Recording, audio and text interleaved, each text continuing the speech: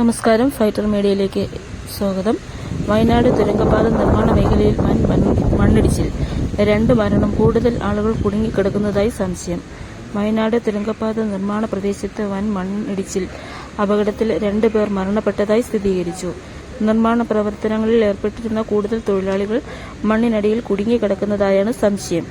വൻതോതിൽ മണ്ണും പാറക്കല്ലുകളും ഇടിഞ്ഞു വീണതാണ് രക്ഷാപ്രവർത്തനത്തെ പ്രതികൂലമായി ബാധിക്കുന്നുണ്ട്. നിലവിൽ ഫയർഫോഴ്സും പോലീസും പ്രാദേശിക കൂട്ടായ്മകളും ചേർന്ന് യുദ്ധകാലാടിസ്ഥാനത്തിൽ രക്ഷാപ്രവർത്തനം നടത്തിവരികയാണ്. മണ്ണ് മാന്തി യന്ത്രങ്ങൾ ഉപയോഗിച്ച് മണ്ണ് നീക്കാനുള്ള ശ്രമങ്ങൾ തുടരുന്നു. കൂടുതൽ NDRF സംഘം ഉടൻ തന്നെ സംഭവസ്ഥലത്ത് എത്തുമെന്നാണ് വിവരം. പരിക്കേറ്റവരെ ആശുപത്രിയിലേക്ക് മാറ്റുന്നതിനായി കൺട്രോൾ റൂം, ആംബുലൻസ് സൗകര്യങ്ങളും സംഭവ സ്ഥലത്ത് സജ്ജീകരിച്ചിട്ടുണ്ട്. ആ ദൃശ്യങ്ങളാണ് പ്രേക്ഷകർ നിങ്ങളുടെ കാണുന്നത്.